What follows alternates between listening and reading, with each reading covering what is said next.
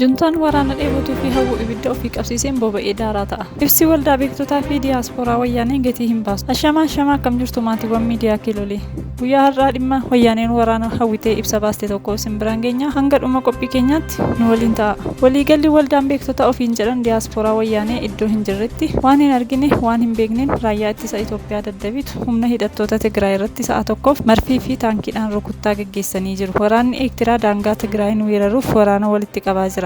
Humni Eertiraa fi Amaaraa lafa Tigraay qabatan gadhiisanii haa ba'an. Mootummaa Itoophiyaa fi Eertiraa irraa gurgurtaan meeshaa akka dhaabbatu dhorkamuu qaba kan jedhuu fi kan kana fakkaatan ibsa baasuun wayyaaneedhaaf weerara waraana haaraaf deeggarsa sagalee kan ta'u waldaan addunyaa dhageessifattee jirti. Dhugaan Itoophiyaa baay'inaan waliigala addunyaaf galaa dhufeera. Wayyaaneen saboota Amaaraa fi Oromoo irratti gocha sanyii balleessuu kan raawwatte ta'uu hubatanii jiru. Kanaafuu wayyaanee jechuun dur hafe.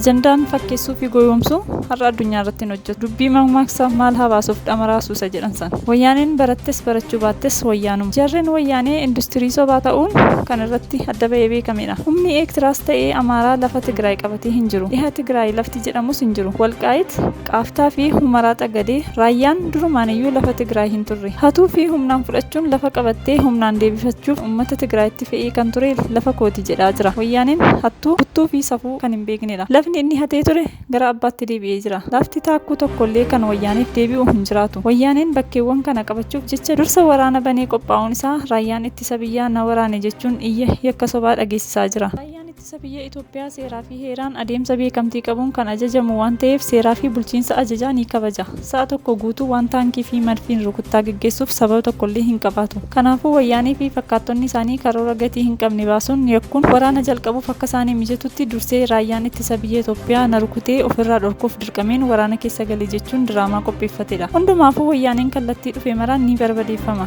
ni harca'as. Eenyullee isa hin gadhiisu. Du'a sadhumaa hawwee ture sana ofiin jalqabee qe'ee isaatti ni xumura. Dubbiin kanuma.